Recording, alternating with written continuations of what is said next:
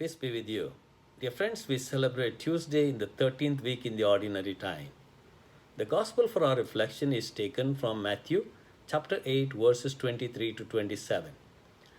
Here in this passage, we come to one of the most famous of all storm stories. All the unusual elements are there: the sudden and unexpected storm, the boat being helplessly tossed, and the passengers who were terrified and who feared for their lives. But this time, Jesus, the Son of God in human flesh, was present in the boat, and his presence made all the difference. The story teaches us that he is the Lord of storm and shows us how we can trust him to see us through the storms of life that we may encounter. Jesus' sleep is significant to consider for a moment. Here we have a very human characteristic. He was exhausted from his ministry with the crowds, and so in the boat he was asleep during the storm. It is a reminder that Jesus was truly human. When we are in the midst of the storms of life, the perfect thing to do is to cry out to Jesus. We must, as it were, awaken him with our prayers. And it certainly doesn't have to be a flowery or detailed prayer either. It can be as simple as saying, "Lord, save, I perish." Jesus isn't interested in our creative speaking skills. What he wants from us is our hearts. The disciples certainly did the best thing they could do. In fact, they did the only thing they could do. They cried out to Jesus and woke him from his sleep.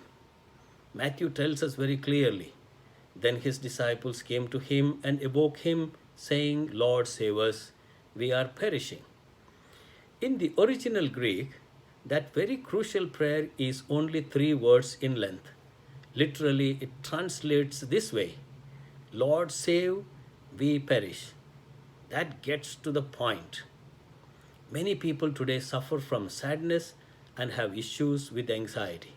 Some people feel like there is no point to life because their hearts are so troubled and distressed. They are trapped in a world of inner conflicts and misery. But there is one person who can take away all our anxieties and worries, and that is Jesus. He is the Prince of Peace, and he is the definition of true peace. In John's Gospel, chapter 14, he says, "Peace I leave you, my peace I give you. I do not give to you as the world gives. Do not let your hearts be troubled, and do not let them be afraid."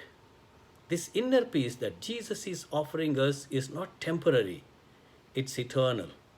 Once we invite this peace into our lives, dear friends, Jesus will take care of anything and everything that is bothering us, however big or small. There is no need for us to be weighed down with worry and anxiety when Jesus is eagerly waiting to lavish upon us his everlasting peace. There is nothing wrong in complaining and asking the Lord for all that we need. Storms are usual in our lives, but to calm the storm, we need our Lord's help. We need to cry to him and wake him up. That does not mean he is sleeping all the time. No, he demands that we have faith in his words. It all depends on our deep faith in his words, deep trust in his person, and deep devotion towards him. All this can work wonders and miracles in our lives and save us from dangers. God bless you.